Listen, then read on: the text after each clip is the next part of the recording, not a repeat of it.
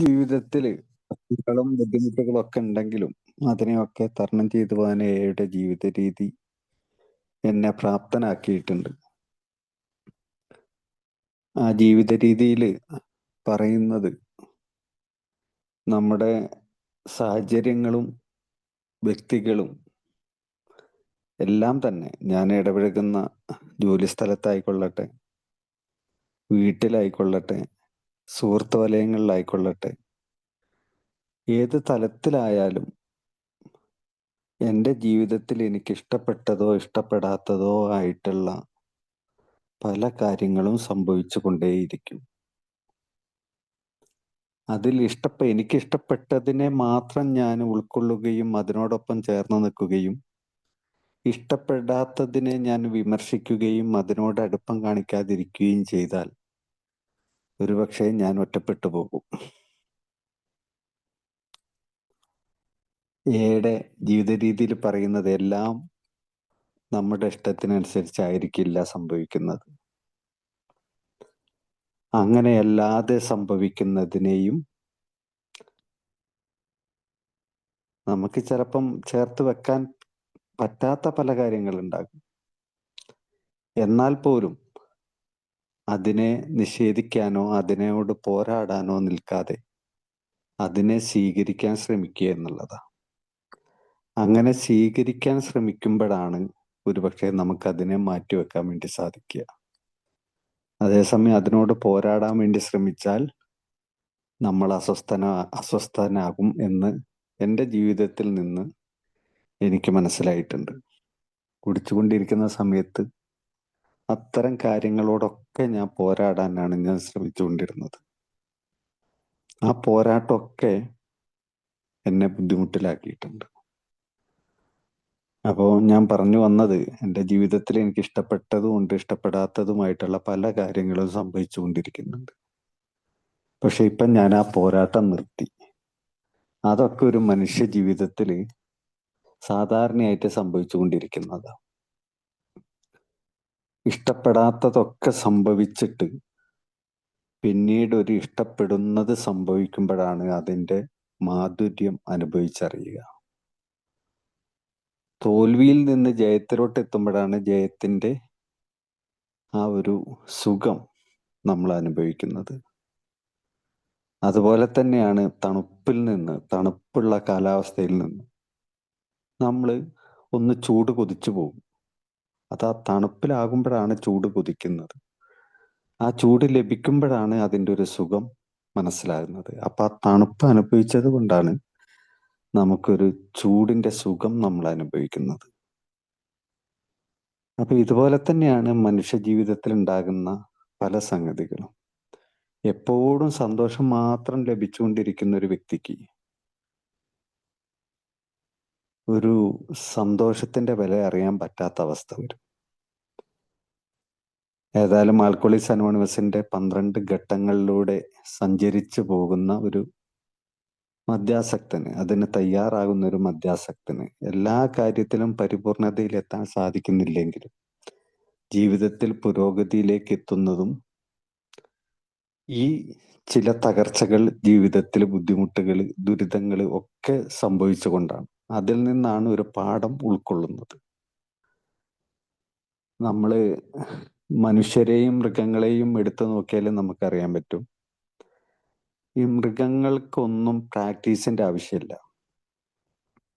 ഒരു ആട് പ്രസവിക്കുന്നു, ആടിന്റെ കുട്ടി ഏതാനും മിനിറ്റുകൾക്കകം തന്നെ തുള്ളിച്ചാടി നടക്കുന്നുണ്ട്.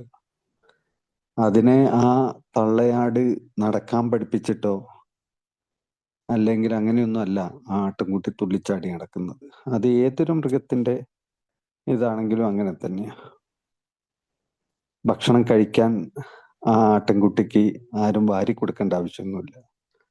അത് തനിയെ അങ്ങ് തിന്നു. അതിന്റെ ജനിതക ഘടന അങ്ങനെയാണ്. അതിനൊരു പ്രാക്ടീസിന്റെ ആവശ്യമില്ല. അത് ഏതൊരു മൃഗത്തിന്റെ കുട്ടിയാണെങ്കിലും അങ്ങനെ തന്നെയാണ്. അതേസമയം ഒരു മനുഷ്യന്റെ കുട്ടിക്ക് ആ ഒരു കുട്ടിയുടെ ജനനം മുതൽ, നമ്മളൊക്കെ ജനിച്ചപ്പം മുതൽ നമ്മൾക്ക് മറ്റു ചിലർ, അല്ലെങ്കിൽ നമ്മുടെ അമ്മ, അല്ലെങ്കിൽ അച്ഛന്, എന്തൊക്കെ പ്രാക്ടീസുകളിൽ കൂടിയാണ് നമ്മളെ മുന്നോട്ട് കൊണ്ടുപോകുന്നത്. നമ്മൾ പ്രസവിച്ചപ്പം ഉടനെ തന്നെ നമ്മൾ നടന്നോ? ഇല്ല. എത്രയോ മാസങ്ങളും വർഷങ്ങളും ഒക്കെ എടുത്തു നമ്മൾ നല്ല രീതിയിലൊന്ന് നടക്കാൻ, നമ്മുടെ കൈ പിടിച്ച് നടത്താൻ, അല്ലെങ്കിൽ ആ നടക്കാൻ പഠിക്കുന്ന ആ ഒരു ചക്രമുള്ള സാധനത്തിൽ നമ്മളെ കൊണ്ടുപോയി വെച്ചു. എത്രയോ പ്രാവശ്യം നമ്മൾ നടന്ന് വീണു. ആ വീഴ്ചയിൽ നിന്ന് വീണ്ടും നമ്മൾ എണീറ്റ് വീണ്ടും നമ്മൾ പഠിച്ചു. അപ്പം മനുഷ്യരായാൽ ഒരു പ്രാക്ടീസിൽ കൂടിയാണ് എല്ലാ കാര്യങ്ങളും നമ്മൾ പഠിക്കുന്നത്. അതുകൊണ്ട് തന്നെയാണ് പറയുന്നത് നമുക്ക് വലിയ വലിയ പ്രാക്ടീസുകൾ ആവശ്യമാണ്. പ്രാക്ടീസ് പ്രാക്ടീസ് പ്രാക്ടീസ് എന്നാ പറഞ്ഞത്. ഒന്നും നമ്മളിലേക്ക് അങ്ങ് സ്വമതേയ വരുന്നതല്ല, നമ്മൾ പ്രാക്ടീസ് ചെയ്തുണ്ടാക്കുന്നതാ, പ്രത്യേകിച്ച് മദ്യാസക്തർ. അതിൻ്റെ ഒരു കാരണം, നമ്മൾ ഒരു പ്രത്യേക ഒരു ജനിതക ഘടനയിൽപ്പെട്ട ആളുകളാണ്. അത് നമ്മളുടെ പൂർവികരിൽ നിന്ന് നമുക്ക് ലഭിച്ചതാണ്. പ്രത്യേക ഒരു ജനിതക ഘടനയിൽ ഉള്ള, മറ്റുള്ളവർ കാണുന്നത് പോലെയോ മറ്റുള്ളവർ മനസ്സിലാക്കുന്നത് പോലെയല്ല ഈ ജനിതക ഘടനയിൽപ്പെട്ട നമ്മൾ മനസ്സിലാക്കിയതും കാണുന്നതും ഒക്കെ. നമ്മൾക്ക് മറ്റുള്ളവരിൽ നിന്ന് വ്യത്യസ്തമായിട്ടുള്ള ചില ചിന്താഗതികളുണ്ട്, മറ്റുള്ളവരിൽ നിന്ന് വ്യത്യസ്തമായിട്ടുള്ള ചില കാഴ്ചപ്പാടുകളുണ്ട്. ആ കാഴ്ചപ്പാടുകളുടെ ഫലമായിട്ടാണ് നമ്മൾ ഈ ഒരു മദ്യാസക്തിയിലേക്കും വേദനാജനകമായിട്ടുള്ള നമ്മുടെ ജീവിത രീതിയിലേക്കും നമ്മൾ എത്തിപ്പെട്ടത്. അപ്പോൾ ഇന്ന് നമ്മൾ സംസാരിക്കാൻ പോകുന്ന വിഷയം സ്നേഹവും സഹിഷ്ണുതയും, മറ്റുള്ളവരോടുള്ള സ്നേഹവും സഹിഷ്ണുതയുമാണ് ഞങ്ങളുടെ മുഖമുദ്ര അല്ലെങ്കിൽ കോഡ് എന്നൊക്കെ ഉണ്ട്. ബിഗ് ബുക്കിലൊക്കെ പറയുന്ന രീതിയിൽ ഒരു നിയമസംഹിതയെക്കുറിച്ച്, അഥവാ സ്നേഹവും സഹിഷ്ണുതയുമാണ് നമ്മളുടെ നിയമസംഹിത എന്നൊക്കെ ബിഗ് ബുക്കിലൊക്കെ ഇങ്ങനെ കാണാൻ വേണ്ടി സാധിക്കും.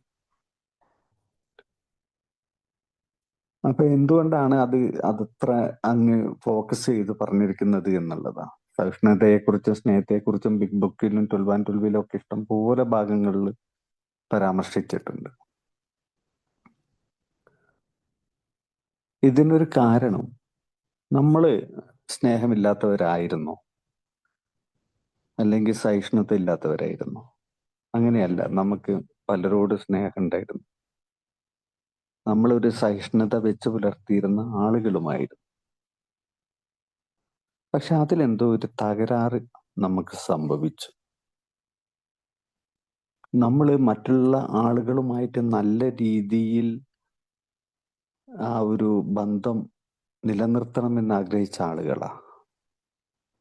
നമ്മൾക്ക് കുറേയേറെ സുഹൃത്തുക്കൾ ഉണ്ടായിരുന്നു. സുഹൃത്തുക്കളല്ലാത്ത ആളുകളോടും പെട്ടെന്ന് ഒരു ദിവസം ഒരാളെ കണ്ടാൽ പോലും നമ്മൾ അവരെ സുഹൃത്ത് വലയത്തിലാക്കാൻ ആഗ്രഹിച്ച ആളുകളാണ്. നമ്മൾ പല കാര്യത്തിലും ഇടപെട്ടിരുന്നതിൻ്റെ ഉദ്ദേശശുദ്ധി നല്ലതായിരുന്നു. പക്ഷെ സംഭവിച്ചതോ നേരെ വിപരീതമായിരുന്നു. നമ്മൾ ആരോടും വഴക്ക് കൂടാനോ ആരെങ്കിലും മോശമായിട്ട് കാണാനോ ഒന്നും ആഗ്രഹിച്ചിരുന്ന ആളുകളല്ല. എന്നാൽ എന്തോ ചില കാരണങ്ങൾ കൊണ്ട് അത്തരം സന്ദർഭങ്ങളും സാഹചര്യങ്ങളും ഒക്കെ സൃഷ്ടിക്കപ്പെട്ടു പോയി. സ്നേഹിക്കുന്നതിന് പകരം നമ്മൾ ചിലരെ വെറുത്തു. സഹിഷ്ണുത കാണിക്കുന്നതിന് പകരം നമ്മൾ അസഹിഷ്ണുത കാണിക്കാൻ വേണ്ടി തുടങ്ങി. അപ്പോൾ അങ്ങനെയൊക്കെ സംഭവിച്ചു പോകുന്ന നമുക്ക് കിട്ടിയിരുന്ന പ്രാക്ടീസ് അങ്ങനെയാണ്. നമ്മൾ ആഗ്രഹിച്ചതുപോലെയല്ല കാര്യങ്ങൾ നടക്കുന്നു എന്നുണ്ടെങ്കിൽ നമ്മൾ അസ്വസ്ഥരായിരുന്നു. ആ അസ്വസ്ഥതയുടെ ഭാഗമായിട്ടാണ് നമ്മൾ ഈ ഒരു രാസപദാർത്ഥത്തിന് ഉപയോഗിച്ചു തുടങ്ങിയത്. അപ്പോൾ നമ്മൾ സ്വാഭാവികമായിട്ടും മറ്റുള്ളവർക്ക് സ്നേഹം കൊടുക്കേണ്ട സ്ഥാനത്ത്, ഒന്നില്ലെങ്കിൽ അവരുടെ ഉപദേശങ്ങൾ കൊണ്ടോ അവരുടെ കുറ്റപ്പെടുത്തലുകൾ കൊണ്ടോ അവരുടെ നമ്മളോടുള്ള അവഗണന കൊണ്ടോ അങ്ങനെയുള്ള പല കാരണങ്ങൾ അവർ പ്രകടിപ്പിക്കുമ്പോൾ നമ്മൾ അവരെ സ്നേഹിക്കാൻ പറ്റാത്ത വിധത്തിൽ അവരെ വെറുക്കേണ്ടി വന്നു. ആ വെറുപ്പ് നമ്മൾ പ്രകടിപ്പിച്ചുകൊണ്ടേയിരുന്നു. അതാണ് നമുക്ക് ലഭിച്ചുകൊണ്ടിരുന്ന പ്രാക്ടീസ്. നമ്മൾ അവരെ വെറുപ്പ് കാണിച്ചുകൊണ്ടിരിക്കുമ്പോഴും അവരെ അവഗണിച്ചുകൊണ്ടിരിക്കുമ്പോഴും തിരിച്ച് നമുക്ക് കിട്ടിയിരുന്നത് ഈ വെറുപ്പും അവഗണനയുമാണ്. നമുക്കും സ്നേഹം ലഭിച്ചിരുന്നില്ല. ഇത് കുറേ കാലങ്ങൾ നമ്മൾ തുടർന്ന് കൊണ്ടേ പോരുമ്പോൾ നമുക്ക് നമ്മളോട് തന്നെ ഒരു വെറുപ്പ് തോന്നിത്തുടങ്ങി. കാരണം നമ്മൾ ഈ നെഗറ്റീവ് രീതിയിലായിരുന്നു ജീവിച്ചു പോന്നിരുന്നത്. നമുക്ക് മറ്റുള്ളവരെ സ്നേഹിക്കാനോ മറ്റുള്ളവർ നമ്മെ സ്നേഹിക്കാനോ കഴിയാത്തിടത്തോളം കാലം നമ്മൾ സ്വയം സ്നേഹിക്കാൻ പറ്റാത്ത വിധത്തിൽ നമ്മൾ ചില തെറ്റുകളിലേക്ക് വീണു പോകുന്നു, ചില നിഷേധത്തിലേക്ക് വീണു പോകുന്നു, മറ്റുള്ളവരുടെ കുറ്റപ്പെടുത്തലുകൾ കേട്ടുകൊണ്ടേയിരിക്കുന്നു, മറ്റുള്ളവരുടെ അവഗണന തുടർന്നു കൊണ്ടേയിരിക്കുമ്പോൾ നമുക്ക് സ്വയം തോന്നുകയാണ്, ശരിയാ, ഞാൻ അങ്ങനെയാ, എന്ത് ചെയ്തിട്ടും ഇനി കാര്യമില്ല, ഞാൻ ഇനി നന്നാകാൻ പോകുന്നില്ല. നമ്മൾ നന്നാകാനുള്ള ശ്രമം പലപ്പോഴും നമ്മൾ നടത്തി നോക്കിയിട്ടുണ്ട്. സ്വമതയെ നമ്മൾ കുടിയിൽ നിന്ന് വിട്ടു നിന്നിട്ടുണ്ട്. ആരും നിർബന്ധിച്ചിട്ടല്ല. പലപ്പോഴും നമ്മൾ ഇങ്ങനെ പോയാൽ ശരിയാവൂല എന്ന് കരുതിയിട്ട് എന്നെ പിടിച്ച് സഹിക്കാൻ പറ്റാത്ത വിധത്തിൽ നമ്മൾ പിടിച്ചു നിർത്തിയിട്ടുണ്ട്. പലപ്പോഴും നമ്മൾ വിജയിച്ചു എന്ന് തോന്നുന്ന ഘട്ടത്തിൽ നമ്മൾ വീണ്ടും വീണുപോയി. ഇത്തരം ചില അവസ്ഥകൾ നമ്മളെ സ്വയം ഒരു അവനവനോടുള്ള ഒരു വെറുപ്പിലേക്ക് എത്തിച്ചു. കുളിക്കാതെ, ഡ്രസ്സുകൾ മാറാതെ, മുടി ചെയ്യാതെ, നഖം വെട്ടാതെ, ഷേവ് ചെയ്യാതെ, ഡ്രസ്സിന്റെ ബട്ടണുകൾ അഴിച്ചിട്ടുകൊണ്ട് നമ്മൾ നടക്കാൻ തുടങ്ങി. അല്ലെങ്കിൽ ജീവിത കാര്യത്തിൽ, ഭക്ഷണ കാര്യത്തിൽ ഒന്നിലും ശ്രദ്ധിക്കാതെ എങ്ങനെങ്കിലും ഒന്ന് തീർന്നു കിട്ടിയാൽ മതി എന്നുള്ളൊരു ജീവിതത്തിലൂടെ അവസാന കാലഘട്ടത്തിൽ എത്തിയപ്പോഴേക്കിനും നമ്മൾ അങ്ങനെയായിപ്പോയി. സ്വയം വെറുത്തു കൊണ്ടുപോകുന്ന രീതി. അതുപോലെ തന്നെയാണ് അസഹിഷ്ണുതയും നമ്മുടെ ജീവിതത്തിൽ ഉണ്ടായിരുന്നത്. സഹിഷ്ണുത എന്നുള്ളത് നമ്മൾ പലപ്പോഴും പ്രകടിപ്പിച്ചിട്ടുണ്ട് ചില കാര്യങ്ങളിലൊക്കെ. പക്ഷെ അതിനേക്കാൾ കൂടുതൽ നമുക്കൊരു അസഹിഷ്ണുതയായിരുന്നു ഉണ്ടായിരുന്നത്. നമ്മളുടെ ചില ചിന്താഗതിയുടെയും വാദഗതികളുടെയും നമ്മുടെ കാഴ്ചപ്പാടിന്റെയും മറ്റുള്ളവരുടേതുപോലെ ആയിരുന്നില്ല. അത് സഹിഷ്ണുത എന്നാല് മറ്റുള്ളവരുടെ കാഴ്ചപ്പാടുകളുടെയും മനോഭാവത്തിന്റെയും ജീവിത രീതിയെയും അവരുടെ അഭിപ്രായങ്ങളെയും അവരുടെ ആശയങ്ങളെയും നമുക്ക് നിരക്കാത്തതാണെങ്കിൽ പോലും ബഹുമാനിക്കുക എന്നുള്ളതാണ് സഹിഷ്ണുത എന്നുള്ളത്. എന്നാലും നമ്മൾ പ്രകടിപ്പിച്ചിരുന്നതോ, നമുക്ക് നമ്മൾ പറയുന്ന, നമ്മൾ കരുതുന്നതാണ് ശരിയെന്നും ചിലപ്പോൾ അതായിരിക്കും ശരി, നമ്മുടെ കാഴ്ചപ്പാടുകളായിരിക്കും അന്നേരം ശരി, നമ്മുടെ മനോഭാവമായിരിക്കും അന്നേരം ശരി. മറ്റുള്ളവരുടേത് നമ്മൾ മാനിക്കുന്നില്ല എന്നുള്ളത് പോലെ തന്നെ നമ്മളുടെ ഇത്തരം ജീവിത രീതിയോ കാഴ്ചപ്പാടോ മനോഭാവോ ഒന്നും മറ്റുള്ളവർ ചിലപ്പോൾ സ്വീകരിച്ചു കൊള്ളണമെന്നില്ല. അവിടേക്ക് നമ്മൾ നമ്മുടെ ഇത്തരം കാഴ്ചപ്പാടുകളെയും കാര്യങ്ങളെയും ഒക്കെ അടിച്ചേൽപ്പിക്കാൻ വേണ്ടി ശ്രമിച്ചു. അവരുടെ വാദഗതികളെയോ ആശയങ്ങളെയോ ജീവിത രീതിയെയോ ഒന്നും നമ്മൾ മനസ്സിലാക്കാനോ ബഹുമാനിക്കാനോ ശ്രമിച്ചില്ല. നമ്മളുടേതിനെ നമ്മൾ അടിച്ചേൽപ്പിക്കാൻ വേണ്ടി ശ്രമിച്ചു. എന്താണ് അത് ചെയ്യാനുള്ളൊരു കാരണം? നമ്മൾ തോറ്റുപോകുമെന്നുള്ളൊരു ഭയം. പല കാര്യത്തിലും അവൻ ശരിയല്ല, അവന്റെ വാദം ശരിയല്ല, അവന്റെ ആശയങ്ങൾ ശരിയല്ല, അവന്റെ ജീവിതം ശരിയല്ല. അവന്റെ രാഷ്ട്രീയം ശരിയല്ല, അവന്റെ മതം ശരിയല്ല, അവന്റെ യുക്തിവാദം ശരിയല്ല. ഇങ്ങനെയൊക്കെ നമ്മൾ മറ്റുള്ളവരെ വിധിക്കാൻ ശ്രമിച്ചിട്ടുണ്ട്. എന്നിട്ട് നമ്മുടെ ആശയങ്ങൾ നടപ്പിൽ വരുത്താൻ അവനോട് അടിച്ചേൽപ്പിക്കാൻ വേണ്ടി ശ്രമിച്ചു. നമ്മൾ മദ്യപിച്ചിട്ടാണെങ്കിലും മദ്യപിക്കാതെയാണ് ഉള്ള മറുഭാഗത്തുള്ളവർ, അവർ മദ്യപിക്കുന്നില്ലെങ്കിൽ പോലും ഇത്തരം ചില ചിന്താഗതികളുമായിട്ട് നടക്കുന്നവരായിരിക്കും. അപ്പൊ അവർ നമ്മുടെ ആശയങ്ങളെ ഉൾക്കൊള്ളാനോ ഒന്നിനും സാധിച്ചില്ല. ഇനി ഉൾക്കൊള്ളാൻ വേണ്ടി അവർ ശ്രമിക്കുകയാണെങ്കിലും അവർ പറഞ്ഞിരുന്ന ഒരു കാര്യമുണ്ട്: നീ കള്ളുകുടിച്ചിട്ട് പറയുന്നതാ, നിനക്ക് വിവരമില്ലായിട്ട് പറയുന്നതാ. എന്തുകൊണ്ടാണ് അവരത് പറയാനുണ്ടായിരുന്ന കാരണം? അവർക്ക് എന്നോട് വെറുപ്പായിരുന്നു. എന്തുമൂലം? മറ്റൊന്നുമല്ല പ്രശ്നം. അതെന്റെ കുടുംബത്തിൽ നിന്നുള്ളവരാണെങ്കിലും എൻ്റെ സുഹൃത്ത് വലയത്തിൽ നിന്നുള്ള ആളുകളാണെങ്കിലും അവർക്ക് എന്നോട് വെറുപ്പായിരുന്നു. കാരണം അവരുടെ പല ഇഷ്ടങ്ങളെയും ഞാൻ തകർത്തെറിഞ്ഞിട്ടുണ്ട്. അവരുടെ പല സ്വാതന്ത്ര്യത്തെയും ഞാൻ തടഞ്ഞു വെച്ചിട്ടുണ്ട്. കൂടാതെ എൻ്റെ കുടുംബം ഞാൻ മദ്യപിക്കാതിരിക്കണമെന്നും ഞാൻ സുബോധത്തോടെ ഇരിക്കണമെന്നും അവരുടെ ഉത്തരവാദിത്തങ്ങൾ ഞാൻ നോക്കണമെന്നും അവർക്ക് ഒരു സുരക്ഷിതത്വം ഞാൻ കൊടുക്കണം എന്നുമുള്ള എൻ്റെ കടമയെ മറന്നുകൊണ്ട് ഞാൻ ജീവിക്കുന്നതിൻ്റെ ഫലമായിട്ട് അവർക്ക് എന്നോടൊരു വെറുപ്പുണ്ടാകുന്നുണ്ട്. അവരെന്നെ സ്നേഹം തരണമെന്ന് കരുതിയാൽ പോലും തരാൻ പറ്റാത്ത രീതിയിലുള്ള ഒരു രോഗാവസ്ഥയിലേക്ക് അവർ മാറിയിട്ടുണ്ട്.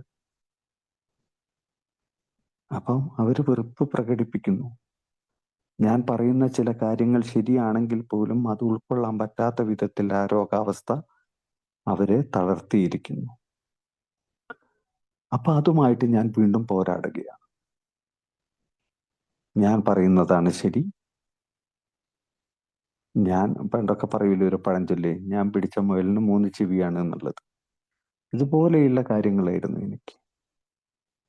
അപ്പൊ ഈ സ്നേഹവും സഹിഷ്ണുതയും എൻ്റെ ജീവിതത്തിൽ എത്ര ഉണ്ടാകാൻ വേണ്ടി ഞാൻ ശ്രമിച്ചാലും എനിക്കത് ഉണ്ടാക്കാൻ പറ്റാത്ത വിധത്തിൽ ഞാൻ മാറിക്കഴിയാണ് കുടിച്ചുകൊണ്ടിരിക്കുന്ന സമയത്ത്. അതാണ് എൻ്റെ ജീവിതത്തിൽ എനിക്ക് കിട്ടിക്കൊണ്ടിരുന്ന പ്രാക്ടീസ്. ഞാൻ കൊടുത്തുകൊണ്ടിരുന്നതും കിട്ടിക്കൊണ്ടിരുന്നതും ആ വെറുപ്പും അസഹിഷ്ണുതയും. ഇതാണ് ആൽക്കഹോളിക്സ് അനോണിമസ് എന്ന പ്രോഗ്രാമിൽ വരുന്നത് വരെയുള്ള എൻ്റെ അവസ്ഥ, അല്ലെങ്കിൽ ഏതൊരു മദ്യാസക്തൻ്റെയും അവസ്ഥ ഇതാണ്. അപ്പൊ ഇതിൽ നിന്നൊരു മാറ്റം വരണം. ഇതാണ് ആൽക്കഹോളിക്സ് അനോണിമസിന്റെ 12 പടികളിലൂടെ നമ്മളോട് പറയുന്നത്. ആ ഒരു പ്രാക്ടീസിന് ഒരു മാറ്റം ഉണ്ടാകണം. അതുവരെ ഓടിക്കൊണ്ടിരുന്ന ആ ഒരു ട്രാക്കിൽ നിന്ന് മറ്റൊരു ട്രാക്കിലോട്ട് മാറുകയാണ്. ആ ട്രാക്കിലൂടെയുള്ള സഞ്ചാരത്തിൽ ഒരു സ്നേഹവും സഹിഷ്ണുതയും ഇല്ലാതെ മുന്നോട്ട് പോവുകയാണെങ്കിൽ ജീവിതത്തിൻ്റെ ആ ഒരു സുഖം, ശരിയായ ജീവിതത്തിൻ്റെ സുബോധാവസ്ഥ ആസ്വദിച്ചറിയാൻ സാധിക്കാതെ വരികയും ഒരു സുബോധമില്ലാത്ത അവസ്ഥയിലേക്ക് മാറുകയും ചെയ്യും. അപ്പോൾ എയുടെ പ്രോഗ്രാമിൽ വരുമ്പോൾ അടുത്ത പ്രാക്ടീസ് എന്തായിരിക്കണം? സ്നേഹത്തിൻ്റെയും സഹിഷ്ണുതയുടെയും പ്രാക്ടീസ്. എയിൽ പറയുന്നൊരു കാര്യം, പ്രാഥമികമായ ഉദ്ദേശം മദ്യരഹിതമായ സുബോധാവസ്ഥ നിലനിർത്തണമെന്നും മറ്റ് അമിത മദ്യാസക്തരെ രോഗശമനത്തിനായി സഹായിക്കണം എന്നുള്ളതുമാണ്. അഥവാ എയുടെ പ്രാഥമികമായ ഉദ്ദേശം മദ്യരഹിതമായ സുബോധാവസ്ഥ നിലനിർത്തണം. നമ്മുടെ ഗ്രൂപ്പിനുള്ളിൽ നമ്മൾ ഒരു സ്നേഹവും സഹിഷ്ണുതയും നമ്മൾ കാണിക്കുന്നില്ലെങ്കിൽ നമുക്ക് ആ ഗ്രൂപ്പിൽ സ്ഥാനം ഇല്ലാതെയാകും. പലപ്പോഴും ആ ഒരു ഗ്രൂപ്പിലേക്ക് എന്നെ സ്വീകരിക്കപ്പെടുന്നത് ആ സ്നേഹത്തിൻ്റെയും സഹിഷ്ണുതയുടെയും ഭാഗമായിട്ടാണ്. ഞാൻ കടന്നു ചെല്ലുമ്പോൾ അവിടെ ഉണ്ടായിരുന്ന ആളുകൾ മുഴുവൻ ഒരു മദ്യാസക്തരല്ലേ. അവര് വർഷങ്ങളോ ദിവസങ്ങളോ ആയിട്ട് മദ്യത്തിൽ നിന്നും മാറി നിന്നവർ മാത്രമാണ്. അതിനു മുമ്പ് അവരൊരു മദ്യാസക്തരാണ്. അവരും ഈ സ്നേഹമില്ലാത്തെയും അല്ലെങ്കിൽ സഹിഷ്ണുതയില്ലാത്തെയും ആളുകളുടെ ഗണത്തിൽപ്പെട്ടവരാണ്. അവരാണ് പ്രോഗ്രാമിലേക്ക് കടന്നു വരികയും എന്നെ പോലെയുള്ള കുറേയേറെ ആളുകളെ സ്നേഹത്തിന്റെയും സഹിഷ്ണുതയുടെയും ആ കരുതലിൽ അവർ ചേർത്ത് നിർത്തിക്കൊണ്ടുപോകുന്നത്. കാരണം അവർക്ക് അറിയായിരുന്നു, മറ്റൊരു മദ്യാസക്തനെ സഹായിക്കാതെ ഞങ്ങൾക്ക് നിലനിൽപ്പില്ല എന്നുള്ളത്. ആ മദ്യാസക്തരെ സഹായിക്കണമെങ്കിൽ ഈ പറഞ്ഞ 2 കാര്യങ്ങൾ ഉണ്ടായിരിക്കണം. അതിനുവേണ്ടി അവരെന്ത് ത്യാഗവും സഹിച്ചു. ഞാൻ ചെന്നപ്പോൾ ഞാൻ പറഞ്ഞിട്ടുണ്ട്, എൻ്റെ കുടിയല്ല എനിക്ക് പ്രശ്നം, എൻ്റെ കുടുംബാംഗങ്ങളും സുഹൃത്തുക്കളുമാണ് പ്രശ്നം. അവരുടെ സ്വഭാവം ശരിയായിരുന്നെങ്കിൽ ഞാൻ കുടിക്കില്ലായിരുന്നു. അവരുടെ ആരുടെയും സ്വഭാവം ശരിയല്ല. എൻ്റെ ഭാഗത്തൊരു കുറ്റവുമില്ല. ഞാൻ തുടക്കത്തിൽ തന്നെ ഞാൻ ചെന്നപ്പോൾ അതാ പറഞ്ഞത്. അല്ലാതെ ഞാൻ മീറ്റിങ്ങിലേക്ക് കയറി ചെന്ന പാടെ ഞാൻ എൻ്റെ കുഴപ്പം കൊണ്ടാ കുടിച്ചതെന്നല്ല ഞാൻ പറഞ്ഞത്. ഞാൻ മറ്റുള്ളവരെ കുറ്റപ്പെടുത്തിയിട്ടാണ് പറഞ്ഞത്. ഞാൻ വേണ്ട എന്ന് വിചാരിച്ചാൽ കുടിക്കാതിരിക്കാൻ എനിക്ക് സാധിക്കുന്ന ഞാൻ മീറ്റിങ്ങിൽ പറഞ്ഞത്. പക്ഷെ അവരാ സ്നേഹത്തിന്റെയും സഹിഷ്ണുതയുടെയും എൻ്റെ ആശയങ്ങളെ അവർ സ്വീകരിച്ച്, അഥവാ അവർ ഉൾക്കൊണ്ടു. എങ്ങനെയാ ഉൾക്കൊണ്ടത്? അന്നേരം അതിനോട് പോരാടാൻ അവർ നിന്നില്ല. അവരതെല്ലാം തലകുലുക്കി സമ്മതിച്ചു. തിരിച്ചു പോരുമ്പോൾ അവരതല്ല ഷെരീഫെ ശരിയെന്ന് എന്നോട് പറഞ്ഞില്ല. നീ പറഞ്ഞത് തെറ്റാന്ന് അവരെന്നോട് പറഞ്ഞില്ല. അവരെന്നെ കെട്ടിപ്പിടിച്ചു. നാളെയും വരണം എന്ന് പറഞ്ഞു. അല്ലെങ്കിൽ അടുത്ത മീറ്റിങ്ങിന് എന്തായാലും ഇന്ന സ്ഥലത്ത് എത്തണം, ഞങ്ങൾ ഉണ്ടാവും എന്ന് പറഞ്ഞു. നിന്റെ ഷെയറിങ് ഞങ്ങൾക്ക് കേൾക്കണം എന്ന് പറഞ്ഞു. ആ ഒരു സ്നേഹവും എന്നെ പിന്നത്തെ ഒരു മീറ്റിങ്ങിലേക്ക് എത്തിച്ചു എന്നുള്ളതാണ്. അതേസമയം അവരവിടെ നിന്ന് ഷെരീഫെ നീ പറഞ്ഞതൊക്കെ പറ്റ തെറ്റാണ്, നീ പറഞ്ഞതല്ല ശരി, ഇതൊരു രോഗാണെന്നൊക്കെ പണ്ടേ അന്ന് അവരെ അവിടുന്ന് എന്നോട് തർക്കിക്കാൻ നിന്നിരുന്നെങ്കിൽ ഞാൻ ആ വഴിക്ക് ഞാൻ പോവില്ലായിരുന്നു. ഒന്നും അവരെന്നോട് പറഞ്ഞില്ല. അവരെന്നോട് സ്നേഹത്തോടെ അടുത്ത മീറ്റിങ്ങിന് കാണണം എന്നാ പറഞ്ഞത്. പിന്നെ മീറ്റിങ്ങിന് ചെല്ലാനുള്ള ആ ഒരു ഇതുണ്ടല്ലോ, അങ്ങോട്ട് എത്തുമ്പോൾ, കാരണം അതുവരെ ഇല്ലാത്തൊരു സ്നേഹം കിട്ടിയതിന്റെ ഫലമായിട്ടാണ് ഞാൻ വീണ്ടും ഒരു മീറ്റിങ്ങിലേക്ക് എത്തി. അപ്പൊ ഞാൻ സ്നേഹം ആഗ്രഹിച്ചിരുന്നു. പക്ഷെ പിന്നീടുള്ള മീറ്റിങ്ങിലും ഞാൻ ചെന്നപ്പോൾ അവർക്ക് അത്രയേറെ സഹിഷ്ണുത ഉള്ളത് കൊണ്ട് മാത്രമാണ് എന്നെ അവിടെ നിലനിർത്തി പോകുന്നത്. ഞാൻ വീണ്ടും പണ്ടത്തെ കുടിച്ചുകൊണ്ടിരുന്ന സമയത്ത് ചെയ്തിരുന്ന പല കാര്യങ്ങളുമാണ് അടിച്ചേൽപ്പിക്കാൻ ശ്രമിച്ചത്. ഇതൊന്നല്ല പോകേണ്ടത്, ഇങ്ങനെയല്ലേ മീറ്റിംഗ് ഉണ്ടാകേണ്ടത്, അങ്ങനെയല്ലേ വേണ്ടത്, അത് എൻ്റെ ഇതിൽ കുറെ ആശയങ്ങളുണ്ട്, അത് നടപ്പിൽ വരുത്തണം, അത് ചെയ്യണം, ഇത് ചെയ്യണം. പക്ഷെ അവരൊക്കെ വളരെ സഹിഷ്ണുതയോട് കൂടിയിട്ട് അതിനെയൊക്കെ കേട്ടിരുന്നു. ഒരു കൗണ്ടർ ഷെയറിങ് പോലും അവർ നടത്തിയില്ല. പക്ഷെ അവരുടെ ജീവിതത്തിൽ ഇതേപോലെ ഉണ്ടായിരുന്ന ചില അവസ്ഥകൾ അവർ ഷെയർ ചെയ്തു. അതെന്നെ വല്ലാതെ ഇരുത്തി ചിന്തിപ്പിച്ചു. എന്നോട് അവർ പറഞ്ഞ മറ്റൊരു കാര്യം കൂടി എനിക്ക് വളരെ ഇതായിട്ട് തോന്നി. കാരണം ഷെരീഫെ, നിനക്ക് മറ്റുള്ളവരെ സഹായിക്കാൻ, കാരണം മറ്റാർക്കും ചിലപ്പോൾ സഹായിക്കാൻ പറ്റിക്കൊള്ളണമെന്നില്ല, പക്ഷെ നിനക്ക് ഒരു മദ്യാസക്തന് മറ്റൊരു മദ്യാസക്തനെ സഹായിക്കാൻ വേണ്ടി സാധിക്കും. അത് എനിക്ക് വലിയൊരു ഇതായിട്ടാണ് തോന്നിയത്. കാരണം ഞാൻ അങ്ങനെ ഒരു സഹായ മനസ്കതയുള്ള ആളാണ് ഞാൻ. പക്ഷെ അതൊക്കെ പലപ്പോഴും ഞാൻ ആ സഹായം ചെയ്യുന്നതൊക്കെ ഏതെങ്കിലും വിധത്തിൽ, ഏത് കാര്യത്തിലായാലും പിന്നീട് ആളുകൾ പറഞ്ഞിട്ടുണ്ട്, അത് നീ ആ വലിയ ആളാകാൻ വേണ്ടി ചെയ്തതാ, അല്ലെങ്കിൽ മറ്റുള്ളവരെ കാണാൻ വേണ്ടി ചെയ്തതാ. അപ്പൊ ഇങ്ങനെയൊക്കെയുള്ള പല കാര്യങ്ങളും ഉണ്ടായത് കൊണ്ട് തന്നെ ആ സഹായങ്ങളിൽ നിന്നൊക്കെ എനിക്ക് നേരിടേണ്ടി വരുന്നത് മറ്റു പല കുരമ്പുകളുമായിരിക്കും. അപ്പം ഇങ്ങനെ ഒരു കാര്യം, ഒരു മദ്യാസക്തനെ സഹായിക്കാൻ പറ്റുന്ന ഒരവസ്ഥ ഉണ്ടാകുന്നു, എനിക്ക് സാധിക്കും എന്നുള്ളത് എനിക്ക് വല്ലാത്തൊരു ഇതാ കിട്ടിയത്. കാരണം ഒരു പൈസ ചെലവില്ലാതെ എനിക്ക് മറ്റൊരാളെ സുബോധത്തിലേക്ക് എത്തിക്കാൻ പറ്റും എന്നുള്ളത്. അതിന് ഞാൻ ചെയ്യേണ്ടത് എന്താ? അവരെന്നോട് പറഞ്ഞു തന്നതാണ് ഒരു സ്നേഹവും സഹിഷ്ണുതയും വെച്ച് പുലർത്തും. അത് ഗ്രൂപ്പിൽ നിന്ന് പ്രാക്ടീസ് ചെയ്യാൻ പറ്റും. മറ്റുള്ളവരെ സഹിഷ്ണുതയോട് കൂടിയിട്ടും സ്നേഹത്തോടു കൂടിയിട്ടും കാണാൻ വേണ്ടി സാധിക്കുകയും പുതിയ ആളുകൾ കടന്നു വരുമ്പോൾ ഞാൻ പറഞ്ഞതുപോലെ ചിലപ്പോൾ ചില കാര്യങ്ങൾ പറയുമ്പോൾ സഹിഷ്ണുതയോട് കൂടിയിട്ട് കേട്ടിരിക്കാൻ, അതിനെ സ്വീകരിക്കാൻ, അവരെ ഒന്ന് കെട്ടിപ്പിടിക്കാൻ, നാളെയും കാണണമെന്ന് പറയാൻ, നീ ഞങ്ങളിൽ നിന്ന് വ്യത്യസ്തനല്ല, നിങ്ങളും നിന്നെ പോലെയാണ് എന്ന് അവനോട് പറയാൻ, അവനക്കൊരു ആശ്വാസം കൊടുക്കാൻ, ഇതൊക്കെ ആ ഗ്രൂപ്പിനുള്ളിൽ എനിക്ക് കഴിയുന്നുണ്ടെങ്കിൽ എനിക്ക് പുതിയൊരു മദ്യാസക്തന്റെ അടുത്ത് എനിക്കതിന് സാധിക്കും. അല്ലാതെ ഗ്രൂപ്പിൽ ഞാൻ പോകാതെ ഗ്രൂപ്പിലെ സ്നേഹവും സഹിഷ്ണുതയും മനസ്സിലാക്കുകയും അത് തിരിച്ചു കൊടുക്കുകയും ചെയ്യാൻ പറ്റാതെ ഞാൻ ഒരു മദ്യാസക്തനെ സഹായിക്കാൻ വേണ്ടി ചെന്നാൽ എനിക്ക് പലപ്പോഴും അങ്ങനെ എന്നിലേക്ക് വന്നിട്ടുണ്ട്. കാരണം ഞാൻ ചില ആളുകളെ ഈ പ്രോഗ്രാമിലേക്ക് ഒക്കെ പറയാൻ വേണ്ടി ചെല്ലുമ്പോൾ അവർ ചില വാദങ്ങൾ ഉയർത്തും. ഞാനിത് എത്ര നിർത്തിയതാ, ഇനിയും എനിക്ക് പറ്റും. അപ്പൊ ഞാൻ അയാളോട് പറഞ്ഞു പോവുകയാണ്, അതൊക്കെ വെറുതെ ആണ് എന്ന് പറഞ്ഞാലോ അയാൾ എന്നോട് തർക്കിക്കാൻ വരും. ചിലപ്പോൾ എൻ്റെ പ്രഷർ കൂടും. തുടക്കത്തിലൊക്കെ എനിക്ക് അങ്ങനെ സംഭവിച്ചിട്ടുണ്ട്. അയാള് ചില വാദങ്ങൾ ഉയർത്തുന്നു, ഞാൻ മറുവാദങ്ങൾ ഉയർത്തുന്നു. പിന്നീട് അയാളെ തറ പറ്റിക്കാനുള്ള, അയാൾ പറയുന്ന വാദങ്ങളൊന്നും അല്ല ശരി, അതിനെ തറ പറ്റിക്കാനുള്ള വ്യക്തതയിൽ ഞാൻ ചിലപ്പോൾ പല കാര്യങ്ങളും പറഞ്ഞു തന്നിരിക്കും.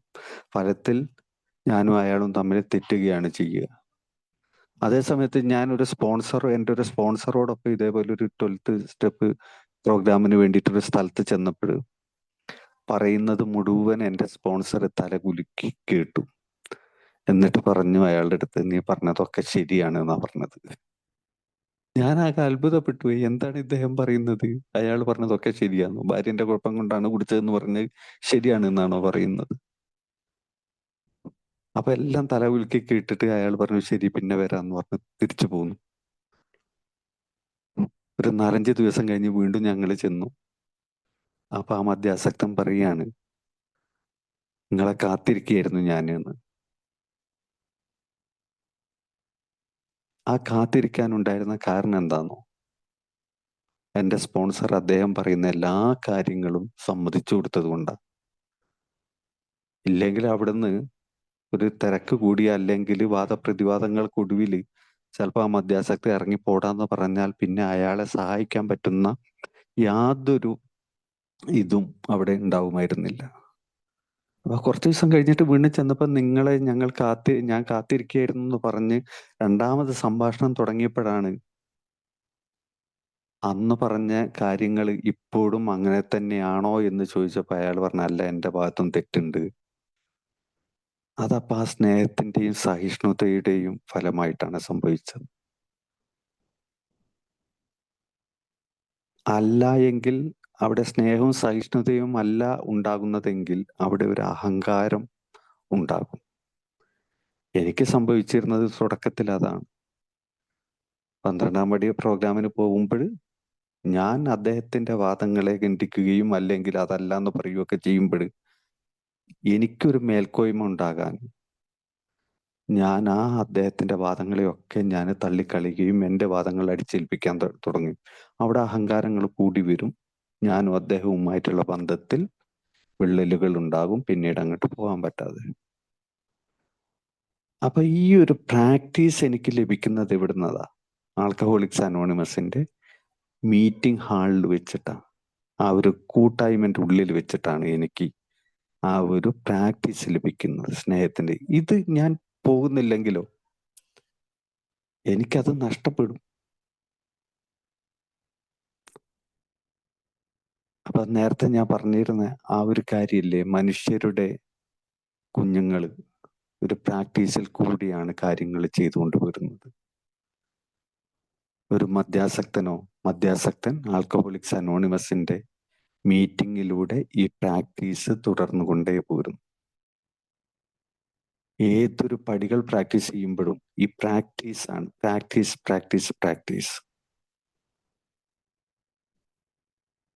ഇനി ഈ ഗ്രൂപ്പിൽ നിന്ന് കിട്ടുന്ന ഈ സ്നേഹവും സഹിഷ്ണുതയും നമുക്ക് നമ്മളുമായിട്ട് ബന്ധത്തിലുള്ള അല്ലെങ്കിൽ മറ്റുള്ളവരുമായിട്ടുള്ള ബന്ധത്തിൽ എത്രത്തോളം ഊഷ്മളത ഉണ്ടാക്കാൻ വേണ്ടി സാധിക്കുന്നു. നമ്മുടെ എല്ലാ പ്രശ്നവും എന്തായിരുന്നു എന്നുള്ളത് നമ്മൾക്ക് കുറച്ചൊക്കെ നമ്മൾ മനസ്സിലാക്കിയിട്ടുണ്ടാകും. നമ്മൾ എന്താണ് എന്നുള്ളതും കൂടി നമ്മളൊന്ന് മനസ്സിലാക്കണം എന്ന് പറയും. നമ്മുടെ രോഗം എന്താണ്, നമ്മുടെ രോഗം എന്താണ് എന്ന് മനസ്സിലാക്കിയെങ്കിലാണ് നമുക്ക് അതിനെ ഒന്ന് ശരിപ്പെടുത്തിയെടുക്കാനുള്ള ശ്രമം ആരംഭിക്കാൻ പറ്റുക. അപ്പൊ എൻ്റെ രോഗത്തിലുള്ള ഒരു കാര്യം ഇതാണ്, എനിക്ക് ഒരു വെറുപ്പ് മറ്റുള്ളവർ ഉണ്ടാക്കുന്ന അവസ്ഥ എൻ്റെ രോഗാവസ്ഥയിലുണ്ട്. സഹിഷ്ണുത ഇല്ലാതെയാകുന്ന ഒരവസ്ഥ എൻ്റെ ജീവിതത്തിലുണ്ട്. അതെൻ്റെ രോഗാവസ്ഥയാണ് എന്ന് കരുതി ഞാൻ അത്രത്തോളം മോശക്കാരനൊന്നുമല്ല. മറ്റു പലരും എന്നെ മോശപ്പെട്ടവനെന്നോ വൃത്തികെട്ടവനെന്നോ അഹങ്കാരിന്നോ തോന്നിയവാസിന്നോ ഒക്കെ വിളിച്ചിട്ടുണ്ടാകും. പക്ഷെ ഞാൻ അങ്ങനെ ജീവിക്കാൻ ആഗ്രഹിച്ചവനല്ല. ശരിയായ രീതിയിൽ ജീവിക്കാൻ ആഗ്രഹിച്ച് ചെയ്തു പോയ ചില കാര്യങ്ങൾ ഇങ്ങനെയൊക്കെ ആയിത്തീർന്നതാ എന്ന് കരുതി ഞാൻ അത്ര മോശപ്പെട്ട വ്യക്തിയല്ല. എനിക്കിപ്പോഴും മറ്റുള്ളവരോട് സ്നേഹത്തിൻ്റെയും സഹിഷ്ണുതയുടെയും ഒക്കെ ആളായിട്ട് ജീവിക്കാൻ എനിക്ക് സാധിക്കും. അതിന് ഞാൻ ശ്രമിക്കണം. അങ്ങനെയുള്ളൊരു ശ്രമം ആരംഭിക്കുമ്പോൾ ഞാൻ സ്വയം സ്നേഹിക്കാൻ തുടങ്ങും. ഞാനൊന്ന് സ്നേഹിക്കാനുള്ള ശ്രമം തുടങ്ങുമ്പോൾ സംഭവിക്കുന്നത്, ഞാൻ കൃത്യമായിട്ട് മീറ്റിങ്ങിന് പോകും. കാരണം എൻ്റെ രോഗാവസ്ഥ മാറേണ്ടത് എൻ്റെ കാര്യമാണല്ലോ, ആവശ്യമാണല്ലോ.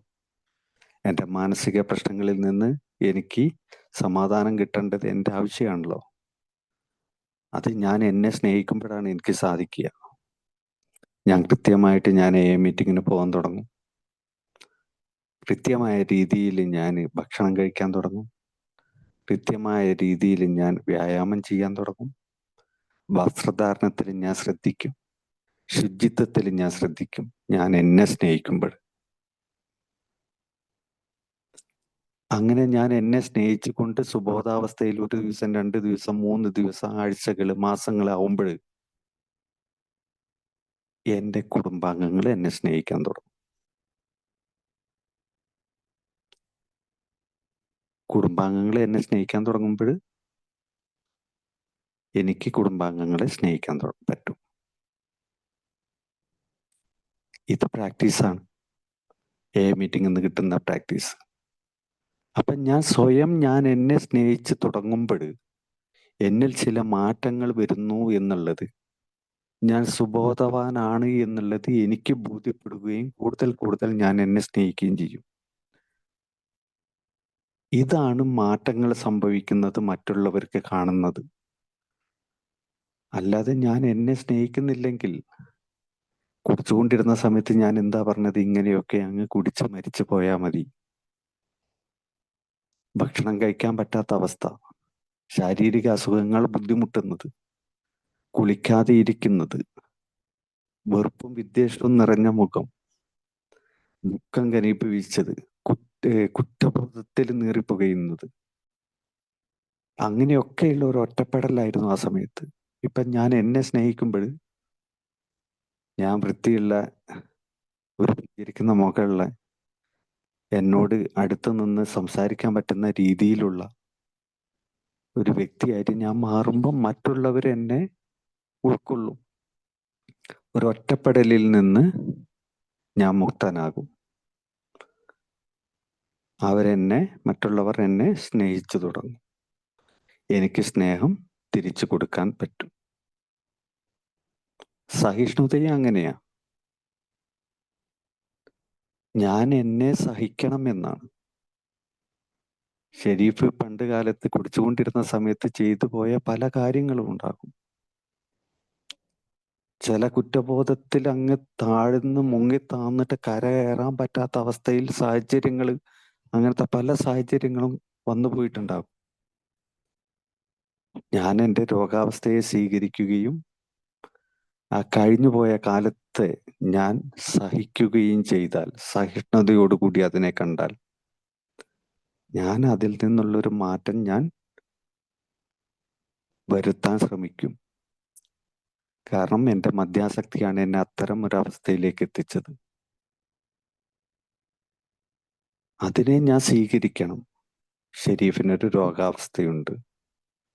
മദ്യാസക്തി എന്ന് പറയുന്ന രോഗവും അതിനോടനുബന്ധിച്ചിട്ടുള്ള, അതിനോടൊപ്പമുള്ള പല വിധത്തിലുള്ള ഒരു കാര്യത്തെ ശരിയായ രീതിയിൽ കാണുവാനോ, അഥവാ വ്യക്തമായിട്ട് പറഞ്ഞിട്ടുണ്ട്, ഒരു കാലില്ലാത്ത ഒരു വ്യക്തിയെ പോലെയാണ് എന്നാ പറഞ്ഞ മദ്യാസക്തൻ ജീവിതകാലം മുഴുവൻ. അത്തരം ഒരാളാണ് ഞാനെന്ന് മനസ്സിലാക്കുമ്പോഴാണ് എനിക്ക് ഒരു ഊന്നുവടിയെ എടുക്കാൻ പറ്റുക. അതുപോലെ ഈ രോഗാവസ്ഥയിലുള്ള ഷെരീഫിനെ ഒന്ന് ശരിപ്പെടുത്തിയെടുക്കാനോ അല്ലെങ്കിൽ മുന്നോട്ടുള്ള ജീവിത പ്രയാണം തുടങ്ങുവാനോ 12 പടികൾ, 12 ഘട്ടങ്ങൾ ജീവിതത്തിൽ പ്രാവർത്തികമാക്കണം എന്നുള്ള ഒരു തോന്നലുണ്ടാകുന്നത് എനിക്ക് ഈ രോഗാവസ്ഥ ഉണ്ട് എന്ന് മനസ്സിലാക്കുമ്പോഴാണ്. ഞാൻ എൻ്റെ ജീവിതത്തിൽ ആ സഹിഷ്ണുതാ മനോഭാവം ഞാൻ വളർത്തിയെടുക്കുമ്പോൾ എല്ലാത്തിനെയും വെട്ടിപ്പിടിക്കാനോ, അല്ലെങ്കിൽ ഞാനിപ്പോഴും ഇങ്ങനെ ആലോചിക്കും, ആ സമയങ്ങളിലൊക്കെ എൻ്റെ വാദഗതികളെ അംഗീകരിക്കാത്ത, ആ കുടിച്ചുകൊണ്ടിരുന്നപ്പോഴും അതിനുശേഷം ഉള്ള ആ പടികൾ പ്രാക്ടീസ് ചെയ്യുന്നതിന് മുമ്പുള്ള ഷെരീഫിന്റെ വാദഗതികളെ അംഗീകരിക്കുന്നില്ല എന്നുള്ള ചില കാരണങ്ങൾ കൊണ്ട് ഞാൻ എൻ്റെ എത്ര വേണ്ടപ്പെട്ടവരെയാണ് ഞാൻ ഒഴിവാക്കിയിട്ടുള്ളത് എന്നറിയോ? അവരെ ഞാൻ പരിഹസിച്ച് അവരെയൊക്കെ മറ്റുള്ളവരുടെ മുമ്പിൽ നാണം കെടുത്തിയിട്ടുണ്ട്. ഇനി ആരെങ്കിലും എൻ്റെ വാദഗതികളെ അടച്ച് അവര് വിജയിക്കുകയാണെങ്കിൽ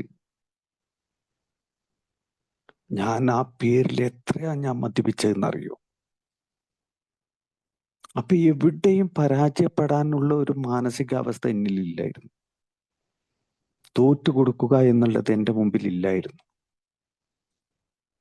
മറ്റുള്ളവരെ പരിഹസിക്കുക, മറ്റുള്ളവരുടെ ജീവിത രീതിയെ കുറ്റപ്പെടുത്തുക, മറ്റുള്ളവരുടെ മതം ശരിയല്ല, എൻ്റെ മതം മാത്രമാണ് ശരിയെന്ന് പറയുക,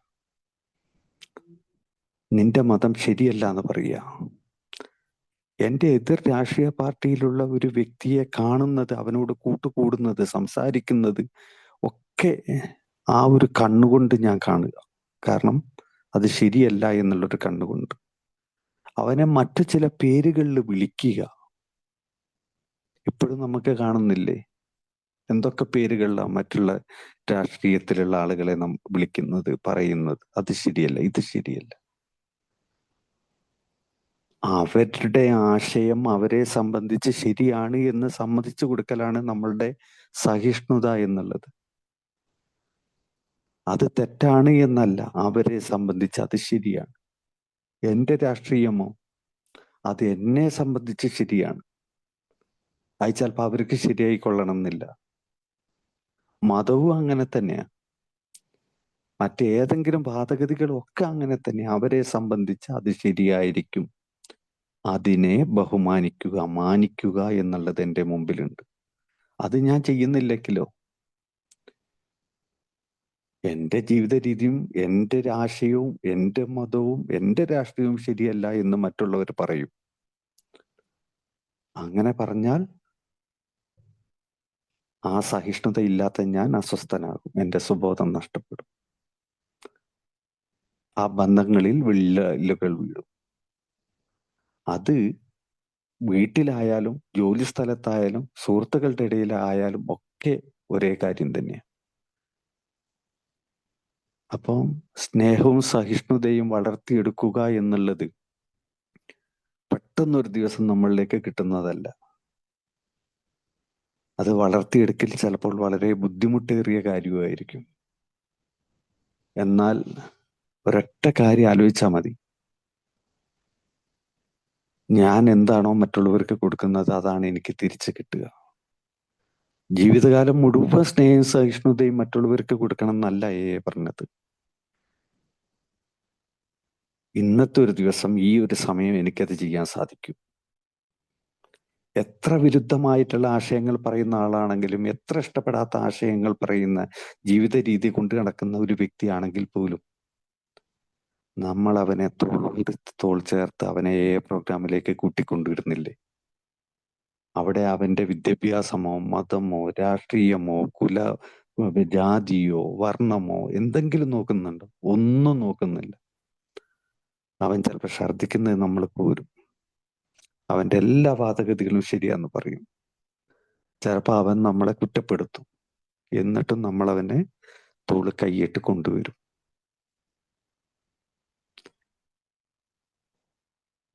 ഇത് നമ്മുടെ സുഹൃത്തുക്കളോടും കുടുംബത്തോടും ജീവിത സമൂഹത്തിൽ നമ്മൾ ബന്ധപ്പെടുന്ന എല്ലാവരോടും നമുക്ക് ചെയ്യാൻ വേണ്ടി സാധിക്കൂലേ? നമ്മുടെ 12 ആൻഡ് 12 111 112 പേജുകളിൽ ഒരു കാര്യം പറയുന്നുണ്ട്. നമ്മൾ ഗ്രൂപ്പുകളിൽ കാണിക്കുന്ന സ്നേഹവും സഹിഷ്ണുതയും നമുക്ക് നമ്മുടെ കുടുംബത്തിലേക്ക് കൊണ്ടുവന്നുകൂടെ എന്നുള്ളൊരു ചോദ്യം. നമ്മുടെ ഗ്രൂപ്പുകളിൽ കാണിക്കുന്ന സ്നേഹവും സഹിഷ്ണുതയും, അതാണ് പ്രാക്ടീസ്. നേരത്തെ ഞാൻ പറഞ്ഞത്, അവിടുന്ന് കിട്ടുന്ന ആ പ്രാക്ടീസിന്റെ ഫലമായിട്ട് ഇത് നമ്മൾ നമ്മുടെ കുടുംബത്തിലേക്ക് കൊണ്ടുവന്നുകൂടെ, മറ്റുള്ളവരോടുള്ള ബന്ധം നിലനിർത്താൻ. പക്ഷെ ഗ്രൂപ്പിലാകാം, കുടുംബത്തിനും സുഹൃത്തുക്കളോടൊന്നും പറ്റൂല എന്നുള്ള ഒരു വാദം ആണെങ്കിൽ നമ്മുടെ സുബോധം നഷ്ടപ്പെടും. പലപ്പോഴും എനിക്കൊക്കെ തുടക്കത്തിൽ സംഭവിച്ചത് അതാ. ഗ്രൂപ്പുകളിൽ ഞാൻ വലിയ സ്നേഹവും സഹിഷ്ണുതയും ഒക്കെ ഞാൻ പ്രകടിപ്പിക്കും. നേരത്തെ പറഞ്ഞതുപോലെ ചിലപ്പോൾ കുറ്റപ്പെടുത്തിയാല്, ചീത്ത പറഞ്ഞാല്, നീ പറഞ്ഞത് ശരിയല്ല എന്നൊക്കെ ചിലപ്പോൾ പറഞ്ഞാല് ഞാനൊക്കെ തലകുലുക്കി ഞാൻ കേൾക്കും. ചിരിച്ചുകൊണ്ട് ഞാൻ പോരും. എന്നിട്ട് എനിക്ക് മനസ്സിലാകും അയാൾ ഒരു ആൽക്കഹോളിക്കാണ്. അയാൾ അതല്ല, അതിൻ്റെ അപ്പം പറയുകയും പ്രവർത്തിക്കുകയും ചെയ്യും. പക്ഷെ ഞാൻ അയാളെ ഉൾക്കൊള്ളും, ഞാൻ അയാളെ സ്വീകരിക്കും, അയാളുടെ ആ രോഗാവസ്ഥയെ ഞാൻ സ്വീകരിക്കും. ഇതും പറഞ്ഞ് തല കുലുക്കി കെട്ടിപ്പിടിച്ച് ഷെയ്ക്കാൻഡും കൊടുത്ത് നാളെയും കാണണം എന്നൊക്കെ പറഞ്ഞ് പോകുന്നിട്ട് ഞാൻ എൻ്റെ വീട്ടിൽ വരുമ്പോൾ അവരുടെ ചില ആശയങ്ങളോട്, ജീവിതശൈലിയോട്, അവരുടെ മനോഭാവത്തോട് ഒക്കെ ഞാൻ പൊരുതും. ഞാൻ പറയുന്നത് പോലെ ജീവിച്ചാൽ മതി, നിന്റെ തോന്നിയ പോലെയുള്ള ജീവിതം ഞാൻ സമ്മതിക്കൂല, നിന്റെ ഇഷ്ടത്തിനനുസരിച്ച് ഡ്രസ്സ് ഇടാൻ പറ്റൂല, ഇങ്ങനെയൊക്കെയുള്ള കാര്യങ്ങൾ ഞാൻ അങ്ങ് അടിച്ചേൽപ്പിക്കും എൻ്റെ ഇഷ്ടത്തിനനുസരിച്ച് എന്നുള്ളത്. സ്നേഹം കൊടുക്കണം എന്നൊക്കെ വലിയ ആഗ്രഹം ഉണ്ടാവും. ഞാനിങ്ങനെ പുറത്തൊക്കെ ഇങ്ങനെ സഞ്ചരിക്കുമ്പോ ഒക്കെ ഞാനിങ്ങനെ ആലോചിക്കും, എൻ്റെ ഉമ്മ എന്നെ എത്ര കഷ്ടപ്പെട്ടാണ് വളർത്തിയത്. എൻ്റെ കുടിയുടെ കാലഘട്ടത്തെ എൻ്റെ ഉമ്മ എന്നോടൊപ്പം ഇല്ലായിരുന്നെങ്കിൽ ഞാനിന്ന് എത്തിപ്പെടുമായിരുന്നു. ഇതൊക്കെ ഞാനിങ്ങനെ ആലോചിക്കുമ്പോൾ എനിക്ക് കണ്ണ് നിറഞ്ഞു പോകും. പക്ഷെ നേരിട്ട് ഞാനും ഉമ്മയും തമ്മിൽ കാണുമ്പോഴോ ഉമ്മന്റെ പല വാദങ്ങളും എനിക്ക് പറ്റാത്ത, ഉമ്മ ചില കാര്യങ്ങൾ പറയുന്നത്, ചിലത് പ്രവർത്തിക്കുന്നത്, ഇതൊക്കെ എനിക്ക് ഇഷ്ടപ്പെടില്ല. അതങ്ങനെയല്ല എന്ന് ഞാൻ പറയാൻ ശ്രമിക്കും. അതിന്റെ ഒടുവിൽ എനിക്ക് പ്രഷർ കൂടും. ചിലപ്പോൾ ഞാൻ വേറെ എന്തെങ്കിലുമൊക്കെ കൂട്ടത്തിൽ വിളിച്ചു പറയും. അപ്പൊ ആഗ്രഹമില്ലായിട്ടല്ല, ഇവരോടൊക്കെ ഉള്ള ജീവിതത്തിൽ എങ്ങനെ ജീവിക്കണം, സഹിഷ്ണുത, സ്നേഹം ഉണ്ടായിരിക്കണം, അവരെ അംഗീകരിക്കണം, അവർക്ക് വേണ്ട ഉത്തരവാദിത്തങ്ങൾ ചെയ്തു കൊടുക്കണം, ഇതൊക്കെ ആഗ്രഹമില്ലായിട്ടല്ല. പക്ഷെ കഴിഞ്ഞ കാല ജീവിതത്തിൽ എനിക്ക് ലഭിച്ച പ്രാക്ടീസ് അതല്ലായിരുന്നു എന്നുള്ളത്. ഇന്ന് പ്രോഗ്രാമിൽ വരുമ്പോൾ മീറ്റിങ്ങുകളിൽ നിന്നുള്ള ആ സ്നേഹവും സഹിഷ്ണുതയും ഞാൻ എൻ്റെ കുടുംബത്തിലോട്ടും സമൂഹത്തിലോട്ടും സുഹൃത്തുക്കളുടെ ഇടയിലും ജോലി സ്ഥലത്തും ഞാൻ പ്രാവർത്തികമാക്കാൻ ശ്രമിക്കുമ്പോൾ എപ്പോഴൊക്കെയാ 24 മണിക്കൂറും ഞാൻ പ്രാവർത്തികമാക്കുക എന്നുള്ളതല്ല, ജീവിതകാലം മുഴുവൻ എൻ്റെ ജീവിതത്തിൽ പ്രാവർത്തികമാക്കുക എന്നുള്ളത് എനിക്ക് ചിലപ്പോൾ ചിന്തിക്കാൻ പറ്റൂല. പക്ഷെ ഈ ഒരു നിമിഷം എനിക്കത് പറ്റൂലേ? ഈ ഒരു നിമിഷം ഞാനും ഉമ്മയും തമ്മിൽ സംസാരിക്കുമ്പോൾ, ഞാനും ഭാര്യയും തമ്മിൽ ഇടപെടുക്കുമ്പോൾ, ഞാനും ജോലി സ്ഥലത്തുള്ളവരും തമ്മിൽ ഇടപെടുക്കുമ്പോൾ അവരുടെ രാഷ്ട്രീയമോ അവരുടെ മതമോ അവരുടെ ആശയങ്ങളോ ചിന്താഗതിയോ എനിക്ക് ഈ ഒരു സെക്കൻഡിലോട്ട് അവരുമായിട്ട് തർക്കിക്കേണ്ട യാതൊരു കാര്യവും വരുന്നില്ല. അതിനെ ആ ഒരു നിമിഷത്തിൽ ഞാൻ സ്വീകരിക്കുകയും അതിനോട് ഏറ്റുമുട്ടാൻ പ്രവണത തോന്നുമ്പോൾ, അതിനോട് പോരാടാനുള്ള ശ്രമം എനിക്ക് തോന്നുമ്പോൾ ഞാനൊരു സ്വയം വിലയിരുത്തൽ ഞാൻ നടത്തും. ഇതെന്റെ രോഗാവസ്ഥയുടെ ഭാഗമായിട്ടാണ് ഈ ഏറ്റുമുട്ടലിലും ഈ ഒരു പ്രതിരോധത്തിനും ഞാൻ നിൽക്കുന്നത്. അതിനെ അതേപടി സ്വീകരിക്കാനും അവരാശയങ്ങളെ അവർക്ക് വിട്ടുകൊടുക്കാനും പകരം അവരോട് സ്നേഹത്തിൻ്റെ വഴിയിൽ അവരോട് സ്നേഹപൂർവ്വം ഇടപെടുവാനുള്ള ഒരു മാനസികാവസ്ഥയിൽ എന്നെ എത്തിക്കണമേ എന്ന് ആ സമയത്ത് എനിക്ക് പ്രാർത്ഥിക്കാനും സാധിക്കും. കൂടാതെ ഞാൻ എന്നെ തന്നെ സ്നേഹിക്കുന്ന ഒരവസ്ഥയിലേക്ക് കാലക്രമേണ വർഷങ്ങളായിട്ടുള്ള പടികളുടെ പ്രാക്ടീസിൽ ഒരു പുരോഗതിയിലേക്ക് എത്താനും ഞാൻ എന്നെ തന്നെ സ്നേഹത്തിലോട്ട് എത്തിച്ച് എൻ്റെ ശാരീരികവും മാനസികവുമായിട്ടുള്ള ഉണർവിന് ധ്യാനം, പ്രാർത്ഥന, വ്യായാമം, ഭക്ഷണ രീതി, രീതി, ശുചിത്വം ഇതൊക്കെ പരിപാലിച്ചുകൊണ്ട് ആൽക്കഹോളിക്സ് അനോണിമസിന്റെ ജീവിത രീതി പറയുന്നത് പോലെ ജീവിക്കാൻ ശ്രമിച്ചുകൊണ്ട്, പരിപൂർണമായിട്ടല്ല. പലപ്പോഴും എനിക്ക് തെറ്റുകൾ പറ്റിയിട്ടുണ്ട്. ആ തെറ്റുകൾ പറ്റുമ്പോൾ സ്വയം വിലയിരുത്തി ആ തെറ്റുകളെ പരിഹരിക്കാനും വീണ്ടും അത്തരം തെറ്റുകൾ വരാതിരിക്കാൻ ശ്രമിക്കുന്നതും ഞാൻ എന്നെ സ്നേഹിക്കുന്നതിൻ്റെ ഭാഗമാണ്. ഞാൻ എന്നെ സ്നേഹിക്കാതെ എനിക്ക് മറ്റൊരാളെയും സ്നേഹിക്കാൻ എനിക്ക് സാധിക്കില്ല എന്നുള്ളത് എനിക്ക് മനസ്സിലായിട്ടുണ്ട്. പറഞ്ഞിട്ടുണ്ട്, ഷെരീഫെ, നീ എന്താണോ ആഗ്രഹിക്കുന്നത്, നീ സ്നേഹം ആഗ്രഹിക്കുന്നുണ്ടോ, നീ സമാധാനം ആഗ്രഹിക്കുന്നുണ്ടോ, അത് നീ മറ്റുള്ളവർക്ക് കൊടുത്താൽ നിനക്ക് കിട്ടും. ദൈവം നിനക്ക് സ്നേഹവും സമാധാനവും ബഹുമാനവും ഒക്കെ, ദൈവം ബഹുമാനം തരുന്നതെന്നുള്ളതല്ല, ഇതൊക്കെ ദൈവം നിനക്ക് സ്നേഹവും സമാധാനവും ഇപ്പോൾ നടക്കാനുള്ള ശാരീരിക അവസ്ഥയും സന്തോഷമൊക്കെ നിനക്ക് തരുന്നുണ്ടെങ്കിൽ നീ അത് മറ്റൊരു വ്യക്തിക്ക് കൊടുക്കാൻ ബാധ്യസ്ഥനാണ്. കാരണം ഒന്നും പ്രതിഫലം സ്വീകരിക്കാതെയാണ് ദൈവം നിനക്ക് ഇതൊക്കെ തന്നത്. ഒരു പ്രതിഫലവും സ്വീകരിക്കാതെ നീ മറ്റൊരു വ്യക്തിക്ക് ഇത് കൊടുക്കണം. അങ്ങനെ കൊടുക്കുമ്പോൾ നിനക്കിതൊക്കെ തിരിച്ചു കിട്ടും. അതുകൊണ്ടാണ് നീ എന്താണോ ആഗ്രഹിക്കുന്നത് അത് നീ മറ്റുള്ളവർക്ക് കൊടുത്താൽ നിനക്ക് തിരിച്ചു കിട്ടും എന്നുള്ള ആ ഒരു തിയറി ഇന്ന് ഞാൻ ജീവിതത്തിൽ പ്രാവർത്തികമാക്കാൻ വേണ്ടി ശ്രമിക്കുന്നു.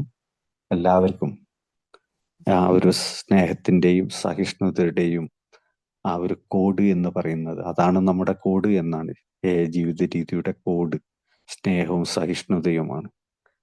അപ്പൊ അത് ജീവിതത്തിൽ ഉണ്ടാവട്ടെ എന്നും, ജീവിതത്തിൽ ആൽക്കഹോളിക്സ് അനോണിമസിന്റെ പടികൾ പ്രാക്ടീസ് ചെയ്തുകൊണ്ട് ഒരു ക്വാളിറ്റിയുള്ള ഒരു മെമ്പർ ആകാൻ, ഞാനത് ഏതൊരു സ്ഥലത്ത് നിന്ന് കേട്ടതാ. നമുക്കൊരു മെമ്പർ ആണ് എന്ന് എല്ലാവരും പറയും. ഞാനും പറഞ്ഞിരുന്ന ഞാൻ ഒരു മെമ്പർ ആണ് എന്നുള്ളത്. പക്ഷേ മെമ്പർക്ക് ഒരു ക്വാളിറ്റി ഉണ്ട് എന്നാ പറയുക. സാധാരണ ഒരാളല്ല ഒരു മെമ്പർ. മെമ്പർ എന്നാൽ ഒരു ക്വാളിറ്റി ഉണ്ടാവും, സ്നേഹം ഉണ്ടാവും, സഹിഷ്ണുതയുണ്ടാവും, മറ്റുള്ളവരെ സ്വീകരിക്കാനുള്ള ഒരു കഴിവുണ്ടാവും. അവൻ്റെ ആശയങ്ങൾ എന്തുമാകട്ടെ, ഏത് രീതിയിലാണെങ്കിലും ഒരു മാറ്റവും വരുത്താതെ അയാളെ സ്വീകരിക്കാനുള്ള ഒരു കഴിവുണ്ടാകും. കൂടെ മറ്റൊരു ആളെ സഹായിക്കാനുള്ള ഒരു തുറന്ന മനസ്സുണ്ടാകും.